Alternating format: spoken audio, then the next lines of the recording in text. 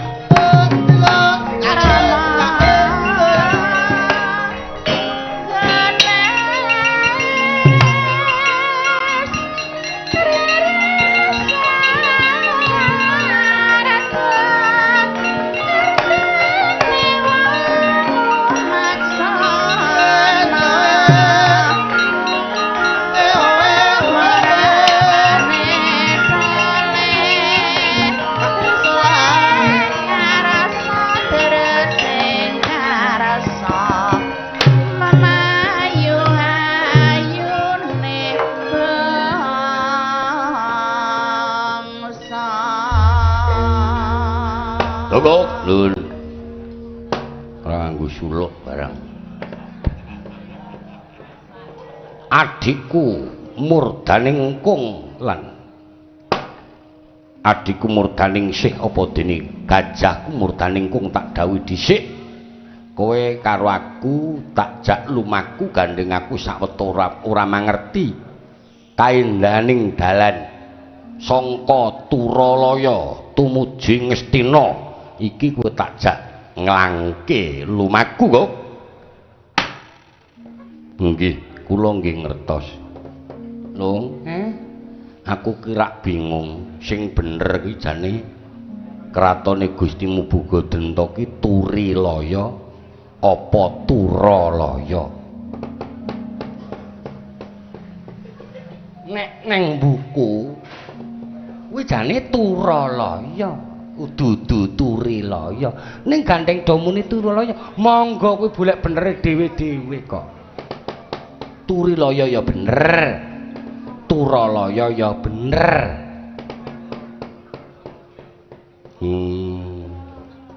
lah badhe manunggal ana Ngastina wit miturut sangka pawarta sing tak tampa kok nggih iki Kresna bakal dinuta ana negara Ngastina. Terang yen negara bakal dikukuhi. Nggih. Kedadian perang Wadyabala Turalaya ora bakal sing geri. Supaya ngrabos ana Ngamarta, numpes para Pandhawa, idep-idep aku bisa males ngudi tuwa lara wirang. Nyirnake marang Werkudara. Mergane kowe mesti kelingan. Rikala semana jaman Pandhawa ditimbang karo Kurawa genah lamun ta timbangan jomplang mergo Pandhawa mung wong 4 Ngastina wong 100 Werkudara minggat rabi karo Nagagini nggih mepet ngakoso timbangan jomplang gandeng Werkudara ngerti Kangka Permadi titen tansen padha nangis banjur timbangan diganduli dening Werkudara temah para Kurawa mawut ana sing kuntal tekan Gerba Kandhem ana sing kuntal tekan Rancang Kencana ana sing kuntal tekan Praji Mantara ana sing kuntal tekan Turalaya klebu Aku prihatin babat alas nganti tak rewangi ngrekoso. Banjur aku bisa duweni panguwasa kraton Turalaya. Sampeyan niku jane nek kula rasa-rasake wong bingung. Ngudel bingung. Ngudel bingung piye? Jane ora bingung ning mbebingung awake dhewe. Ya lho. Ya nek sing bener ki asline upamane ki nang Ngastina kok njur 100 wilangane mongko negara semana dinggo mukti wong 100 ki yo dar oman apa. Untung kok dheke kontal tekan Turilaya, ya Turalaya. Yo iso dadi ratu neng kono ki rak matur nuwun karo Werkudara tramigrasi ora mbayar kudune. Njur nggawa gula teh nang Werkudara, Dimas nyo iki bebungahku gandeng aku neng kono iso mukti, kowe tak sumbang nyoh ngono. Ora kok males ngudi lara tuwuh wirang. Apa jenenge? Ngomong ngamuk walik-walik. Males ngudi lara tuwuh. Walik meneh. Males ngudi tuwuh lara wirang. Ah ya kuwi. Sing bener niku jane ngoten niku. Sampeyan ora rasa perlu gadang-gadang matine Werkudara nek kudune niku malah matur nuwun. Gok, Nun. Aku prihatin ora kena dinebus nganggo bondo. Aku prihatin ora kena tinebus nganggo wujuding dhuwit. Ora kena kinerta aji. Ora ana kerta ajine. Aku prihatin kelunta-lunta ana ing tlatah Turalaya. Mula panggadangku pangidam-idamku ora lega rasaning pamikir yen aku dadi ratu nang Turalaya yen munggah sare ora nganggo keset ndase Werkudara. Kasar. Yo nek saiki nek pemane nganggo keset kok iki aku kudu keset mestakane ngono. Ya ora serem. Karo meneh wong mangkel karo wong perang kok kon mestaka sirah. Ha ya ndas kuwi sing umum kok ya. Mula Gok tuduhna ya Gok. Dalan tekan Ngamarta sadurunge perang gedhe tumapak Werkudara cangkik sirai bali ana ing kraton Turalaya. Yo yung atos-atos nuwun.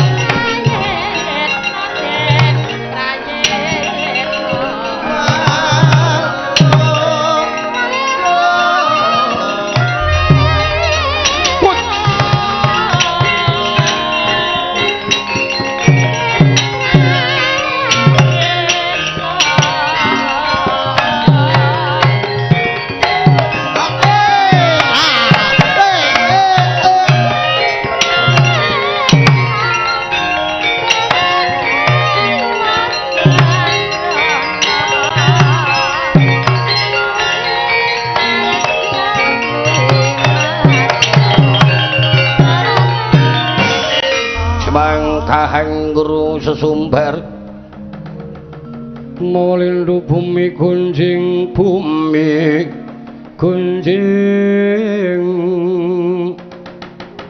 kumaluda kuntur ketuk umap sang jala niti. Oh kok ana satru ngadang dalan. Weruh sak keplasan kowe anjlok saka kreta. Rada pangling aku karo kowe. Setyaki kowe sapa? Ratu Turalaya, Prabu Bogodenta. Oh kowe kerandah darah wong Astina. Iya. Iki rayi dalem Dwarawati. Oh, adine Kresna. Iya. Arep ngopo methuke aku? Aku ndelok gelagat logatmu terang yen kowe bakal tumindak culika marang para kadangku Pandhawa. Panjenengan Sedyaku budal saking kraton Turalaya kepengin bakal ngrangket Werkudara nugel gulune Werkudara. Ora lega rasaning pamikiran aku baluran nyangking sira Werkudara, ora lega rasaning pamikirku yen aku munggah sare ora keset ndase Werkudara. Kowe kena ngepok koncane Kang Mas Werkudara yen bisa nglangkai bangkene Setyaki. Babo aja semingkir, aja mundur, kecandak repeti klalar bangkemu pecah siramu.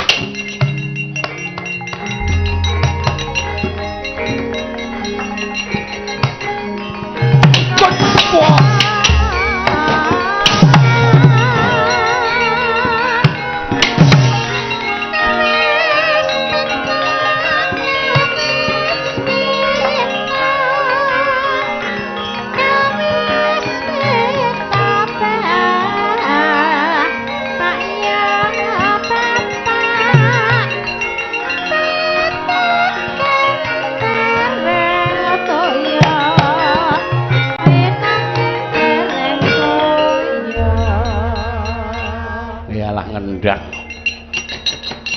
kowe sing ngendhek ora mandhek, nek aku sing ngendhek ya mandhek kok. Lah kok iso mandhek? Ah, fotokopi to sing ngendang aku. Cah bagus kok ngene padake mbilung iki ora. Aku sing ngendang ora mandhek, ora pas gone ya. Kon ngendhek. Gustimu kok nyekangkang, embuh. Ora kalap. Burung ketemu Werkudara ngletak. Aku nggo kanca loro kok kentir kabeh rasane. Kentir kabeh pripun? Lah wong aku ki semaput kek ndang digugah kok malah domong ora leren-leren. Kula jeng nyuwun prisa takono keng napa kok ngletak? Dantem Setyaki. Waduh. Pun kepethuk Setyaki. Iya. Wah wis pethuk Setyaki lho. Ya wis ngalamat kok. Ngalamat piye? Ya wis nang bun-bunan nyawane kuwi. Ha kok iso muni nang bun-bunan? Lah Setyaki iki padha Werkudara kok kerusane kok ngeyel. Kelingan ora jaman Sadar ning Dwarawati kae. Baladewa karo Werkudara nganggo nenggala tampani sikil. Werkudara nganggo jebol randu alas gedene patang prangkul duncalke nggo Sadar Baladewa mlayu sing nampani Setyaki ngono. Oh iya. Yuk cacat kencet kerak mergo ketindihan randu alas kuwi. Yuk Werkudara ngene iki to. Ya. Rasa ditirokke le nyuwara ki kok njur. Terima kasih, Dimas Setyaki. Kowe nampani Sadarku ngono kae. Ending kerusanmu padha karo aku kowe tak jenengi Bima Kunting ya. Iki ta Mas. Aku manuk bedet. Dadi nek kuwi wani karo Setyaki perusane padha Werkudara iso ngalahke Werkudara nek iso ngalahke Setyaki ngono. Mundur mamur. Ah ora betul. Tak cobane kaya ngopo kekuatane Setyaki. Monggo mawon. Lur, ayo betul. Mundur. Ning niki ngeten nggih, Setyaki niku riyen dik jaman Rabi. Niku mungsuh Prabu Bajul Sengara buta gedhe mboten jamak. Ning Setyaki nggawa gada wis kuning, buta niku dituthuk-tuk mati dadi baya. Putih, ngoten. Ha mongko sampeyan ming cilik nek dituthuk gada niku mangke kepripun? Apa ora dadi tekek lho. Mula kangsa niku aja nganti piyambaka tak eleke kok ngeyel ngoten lho. Iki ngopo to iki? Diundurke Maheda. Setyaki ana paran. Kemample ana ing sirahku, tanganmu antep, maju pira untap karo neraka jahanam nyawamu, maju mrene.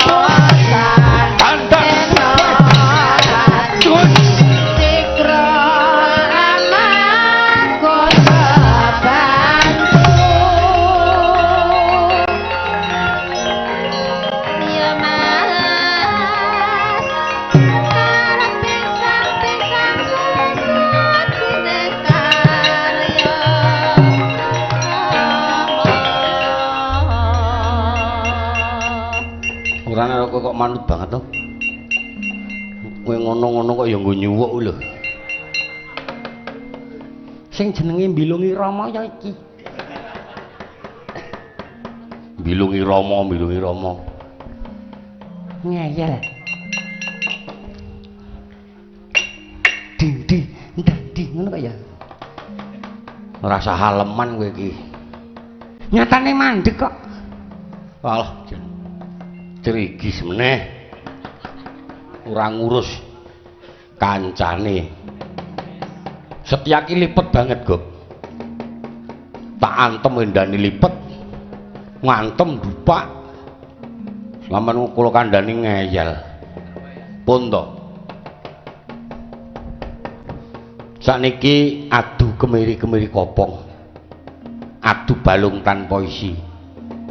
Cobi kula atine menggalih sampean menang karo Setyaki ora ketemu karo Werkudara percuma.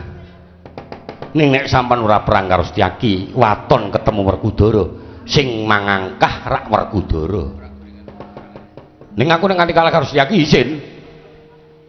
Nggih mboten sah diisinke kok. Ditutupi. Nggih ngeten mawon, nek kira-kira isin kudung jaruk, jarik. Kudung jaruk. Namune jarik kok jaruk. Lambemu ki rada ngelung. Karang ya kesusu-susu kok ya. Di ngenten diwalik jarike nggo kemul. Klambine dienggo jarikan ngeten lho. Kira-kira pamane aku mundur ora lingsem, mboten sah isin.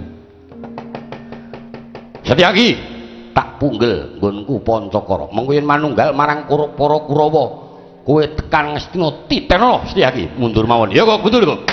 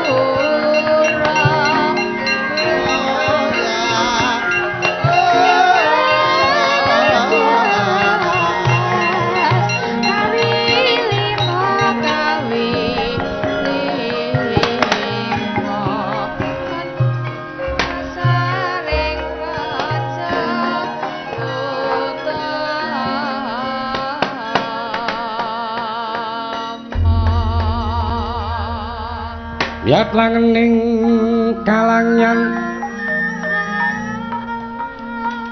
aglar pandan muncar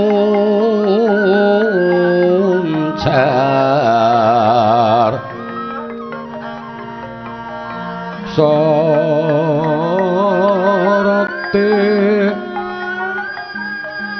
kekoneng suremtan padang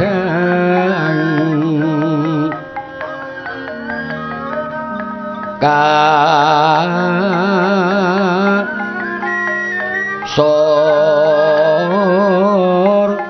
oran pajaring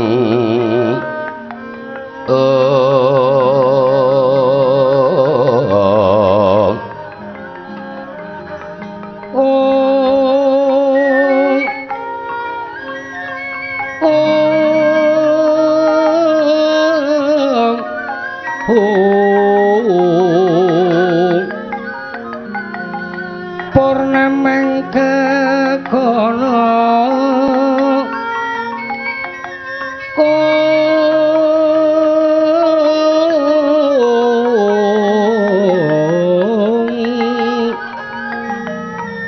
dasare mong saka teko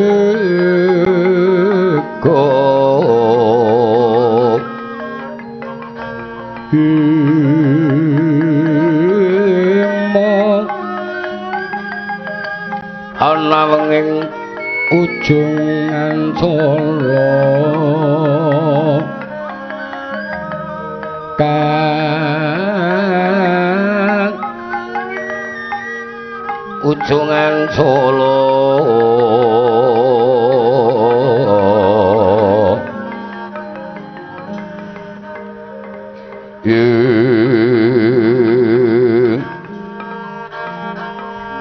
Warksa kung kang tinunu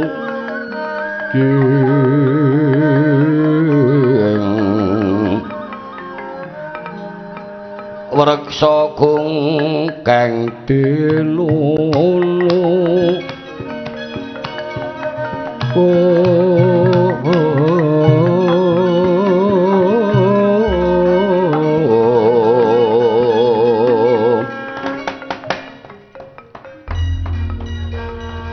nalika semanten gegancangan Prabu Bogodenta angirit marang ngabdi togok lan kilurah bilung sedyanira arsa manunggal marang para Kurawa pepanggihan marang para kadang Kurawa kang wis nganti Purmadya bolos gelar papan kang uga titianira kang aran Gajah Murdaningkung kang rayi Murdaningsih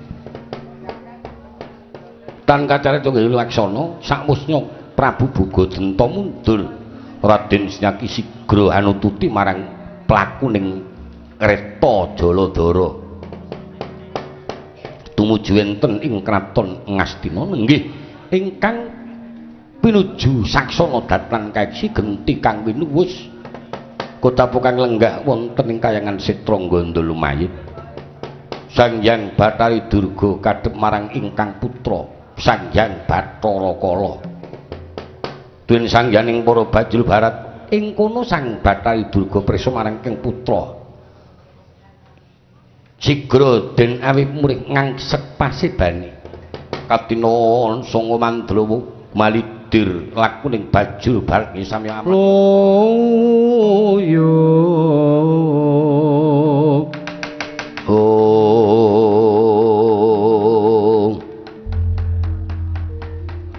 yer ana paribasan kowe iki anakku yen kena tak pirma ya tetep bakal tak kudang tak dama-dama ning yen wis ora nggugu wong tuwa wis aku mung cukup semene nggonku ngandani marang Bathara Kala arep mlaku nlasak alas sakarepmu arep mlaku kedungsang-dungsang aku ora bakal mikir Bu yen panjenengane gak ke aku delengen presanana nek nganti aku ora bisa mangan pendha dudu Bathara Kala sakarepmu yen pancen wis ora kena tak prenggake becik tak uja apa kang dadi karepmu mung yen ana apa-apa kowe aja sambat karo pun ibu njaluk pambiyantumu Bu bajul barat wae betut kuri lakuku lan biyung durga ndumbana lakuku memanuk ana nggonku lumaku ya mengko sak paripirmaku yen pancen aku wis ngetutke tak tutke mbuh ora ketan tujuane beda wis ora kena tak pirma kanthi becik wis sakaremu njaluk pangestumu Bendrawa kaya ngapa segere getihmu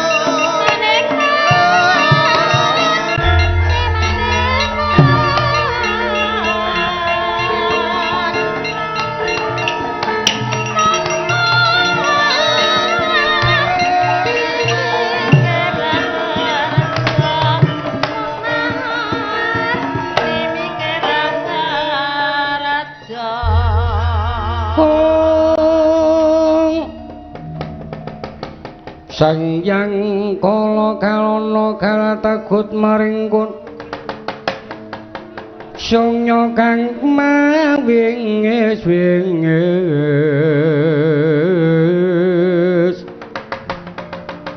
Kara rupa reka kiri-kiri Sindung riwut bayu bata bayu bajra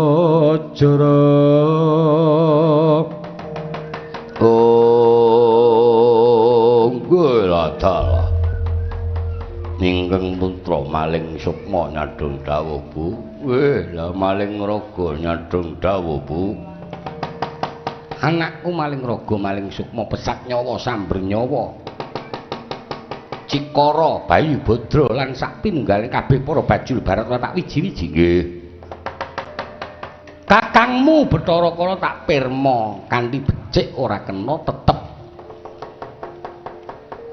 ngugemi sangka benere dhewe bakal mangan bocah-bocah Pandhawa nggih ora coba pikiran Pandhawa ki dudu Sukerta lah kok anggepe Sukerta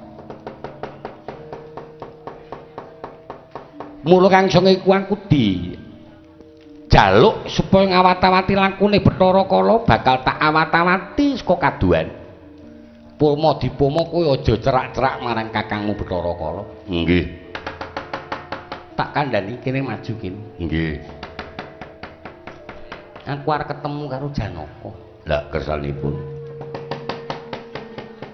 Aku ki mbiyen ya widodari ayu tak kandhani. Papan kono kayangan Surdaya ning gandeng aku diluputke dening Sang Jagatnata. Aku kena upata dadi kaya ngene wujudku. Widodari do iso ngladeni Janaka kok aku ora. Aku meri. Tobil. Dados ibu. Ya engko tak temonane kepiye Janaka nek pancen bisa minangkani penyuwunku apa penjaluke bakal tak sembadani pisan. Aku bisa kakon ngladeni Janaka.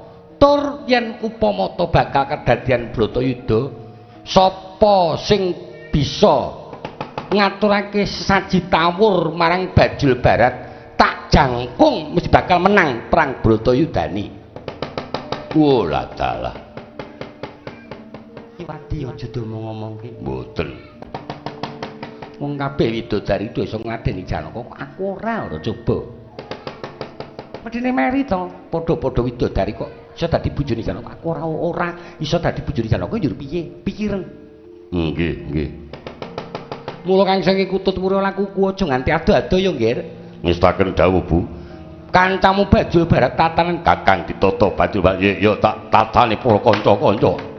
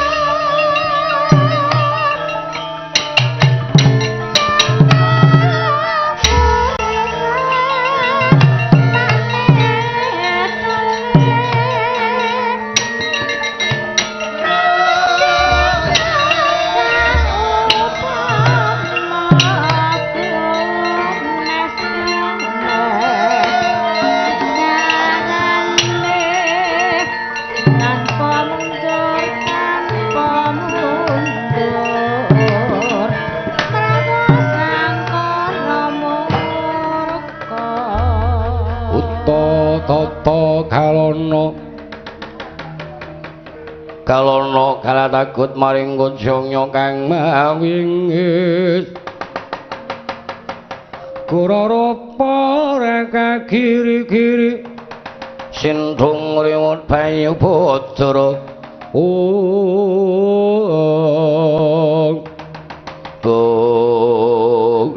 ladalah ora lega rasaning pamikir kuran ora bisa kawujudan aku mangan Pandhawa karepen ibu Bathari percaya marang aku lan aku bakal nuhuni dawuh pukulun Bathara Guru.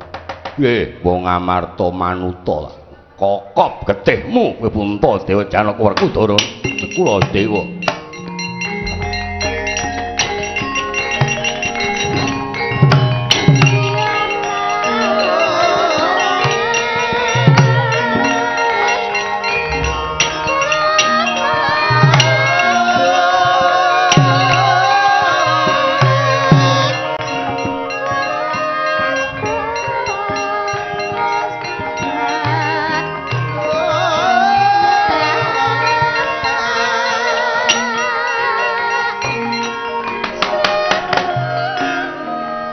Kancanging Cinartegelis kang amunggel kawi. Kotapa ingkang pinjil maksana datan kacarita Sanghyang Bathara Kala kang ngirit para bajul barat. Nenggih genti kang inuwus kocap kang lenggah wonten ing kasatriyan Randu Gumbala. Raden Antasena kaget ing kono nampi marang pisau ingkang Raden Wisanggeni. Kacela bene kula nadat sigra nggenya ngacarani kepareng lenggah satata wonten ing madyaning kasatriyan.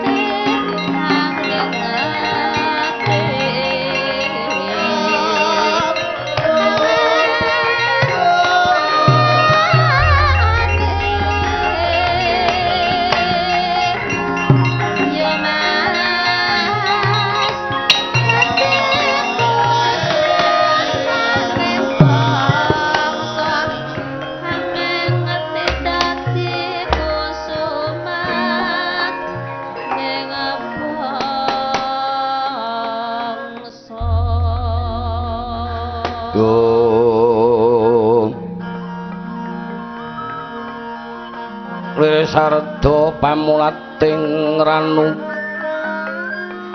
terus karasaning suntining kanyut kun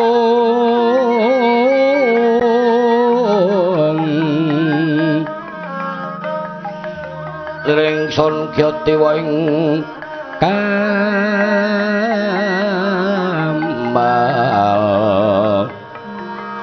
mirah ingsun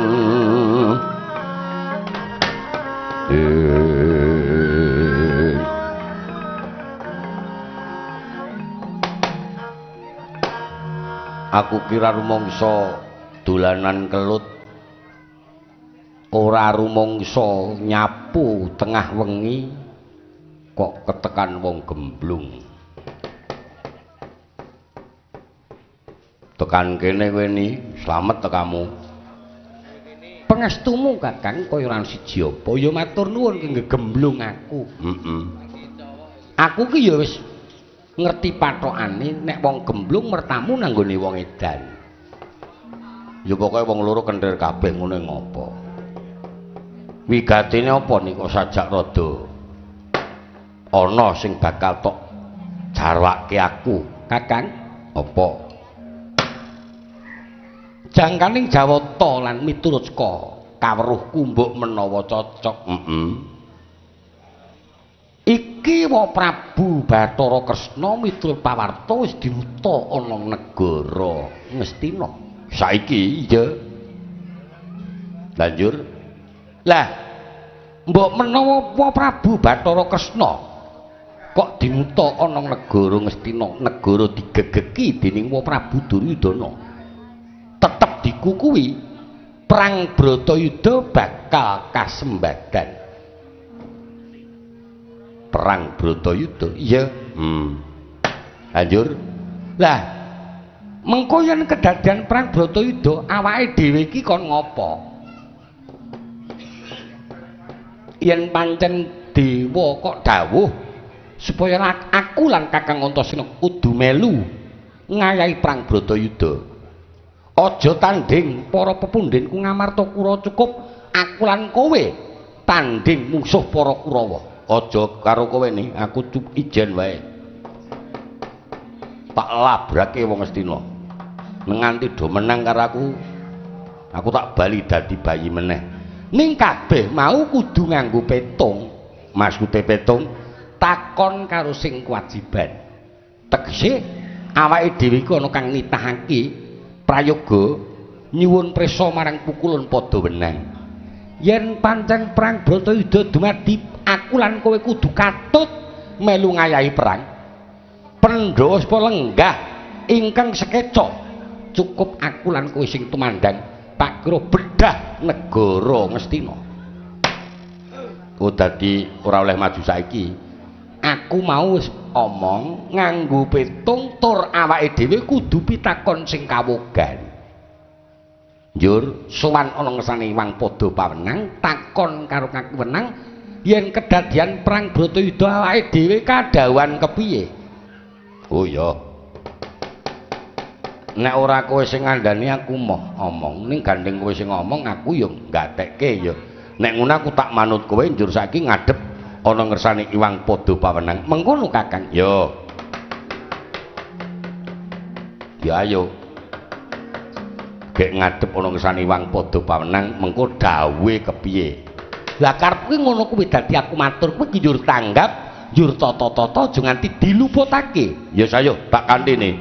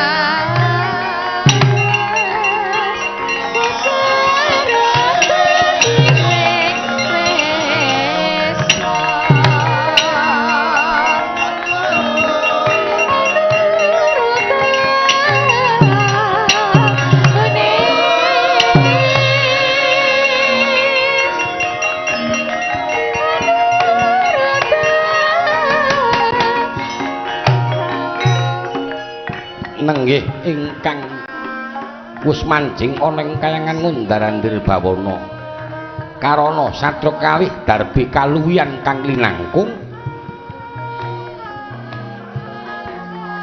sakedheping netra bisa ngadhep marang Iwang Pada Pawenang. Nenggih Iwang Pada Pawenang pirsa marang kang wayah kekalih kagiat kadul kawekasan sigra animbali murih nyaket paseban.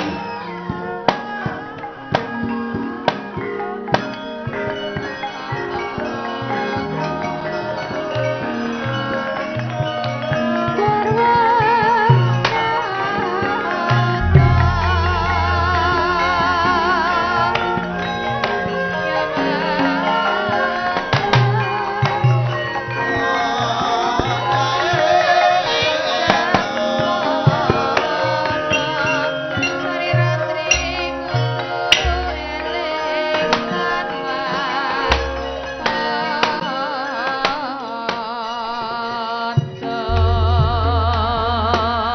kasang saya dalwararas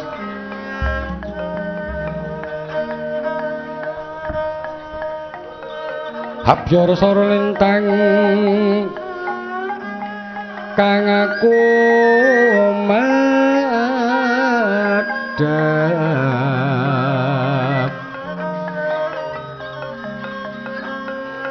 Titi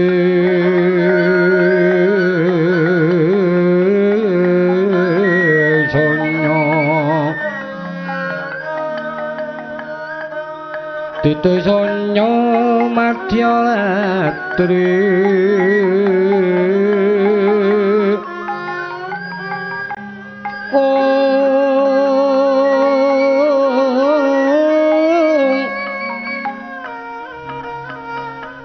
sang dwija wara ambreng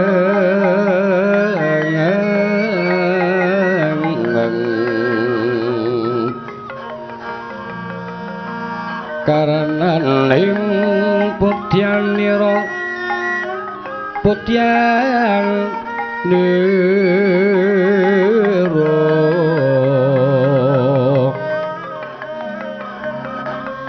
kumaraning madu pranta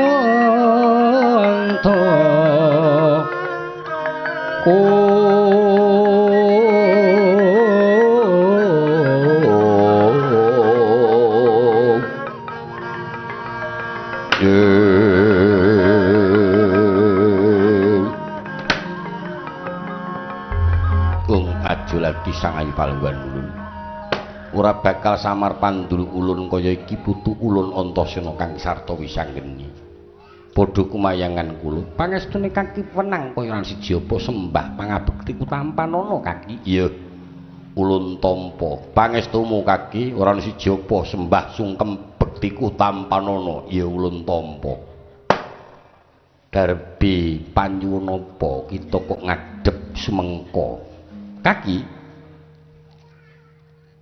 bakal tak jujuk nggonku matur aja nganti keluputan marang pukulun padha wenang aku sekloron mung bakal pitakon gandeng wektu iki Mitra Tawartawa Kresna wis dinutana negara Ngastina wurung tan wurung yen negara dikukuhi mesti bakal kedadian perang Bratayuda lah sakjroning perang Bratayuda kuwi aku kudu kepiye yen pancen aku kok kalilan ngembani para pepundhenku Ngamarta aku kalilan isih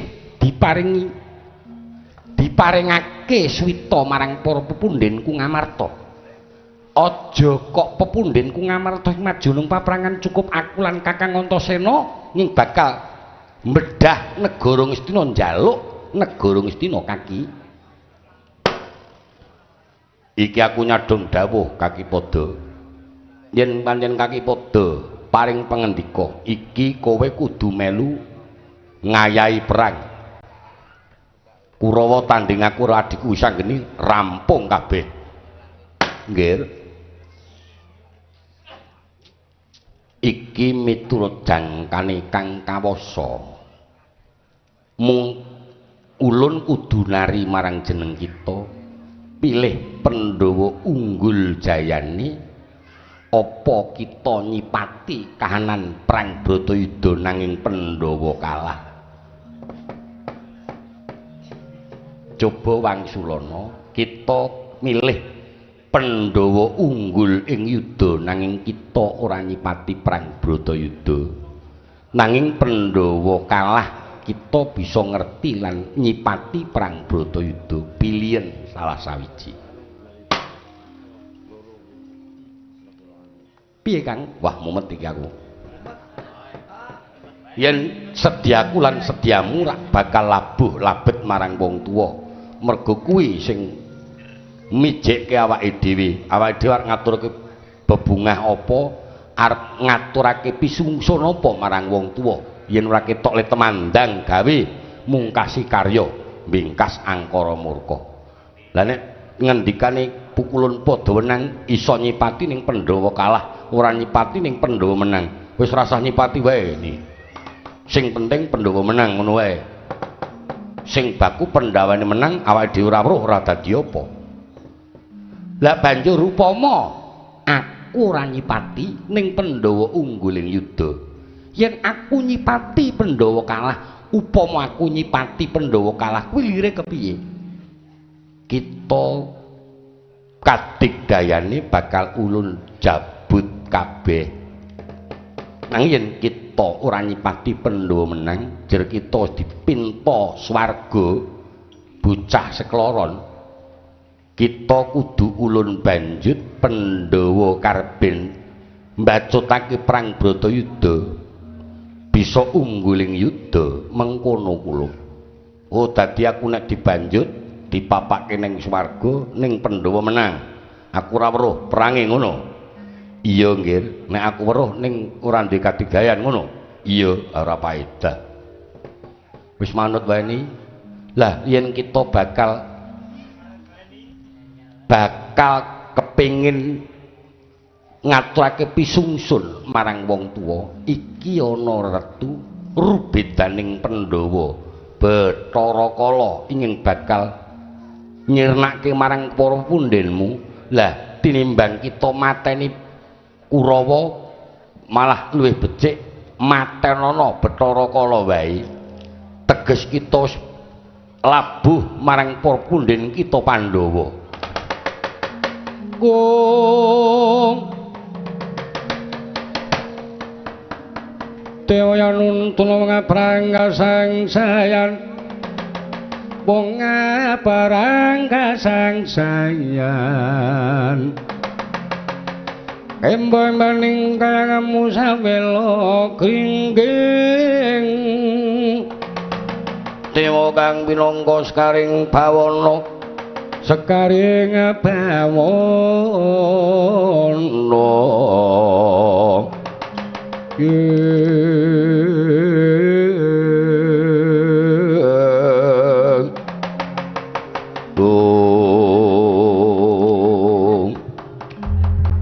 lah kok kudu tak pateni sebabe apa? Luwih mbebayani Bathara Kala tinimbang Kurawa kula. Takono sisan le mateni nganggo apa ngono? Mergo kuwi jim sing ora iso mati. Lah nggone nyingkirake Bathara nganggo cara kepiye Kaki? Antasena. Piye Kaki? Kita darbi isining godo inten.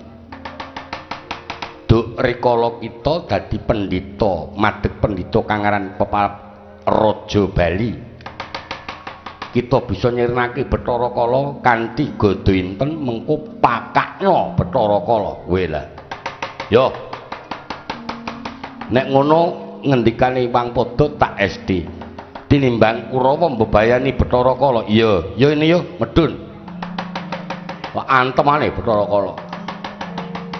Aku njaluk pamit karo Kakang Antasena. Ya, ingin paling ngati-ati sakwise kita bisa nyirnake Bathara Kala tumulya Bali. Makayangan jerpapan kita sumadya. Ayo Kakang, ya njaluk pamit yo Kaki, ngati-ati nggih.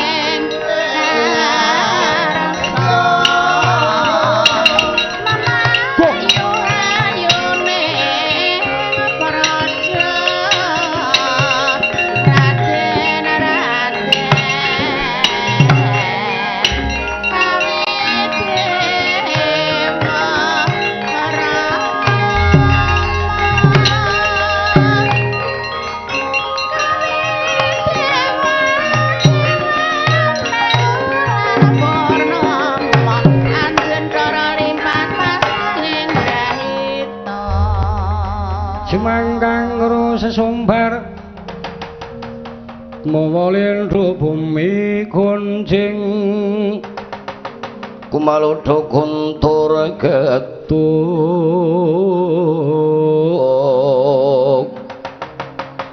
humap sang caloniti lumembak penyung kumambang tukur sang Wisnu Bathara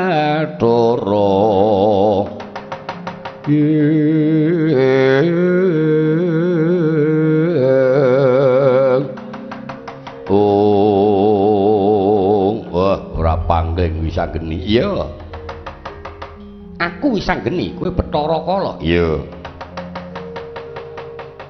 kowe arep ndi aku bakal mangan Pandhawa aja nganti kesuwen urip ana Mercapada kuwi Sukerta sing kudu dadi panganku ora butuh mangan aku pait ning yen miturut kudu tak pangan kowe jalaran kowe isih cetendenge wong Amarta isih tedhak turuning wong Amarta lah yen butuh mangan tak sediake panganan bayar ora yo tak pangane alon-alon soalé nek gratisan iki sok marai seret war nyoba aku ngene ya Bathara Kala terusno laku mangan Pandhawa tak lilani ning kudu bisa ngemplok aku dhisik woi lah dalah gedhemu sak jenthik nantang wong tuwa candak untal kaya slirit untu maju mrene aja mlayu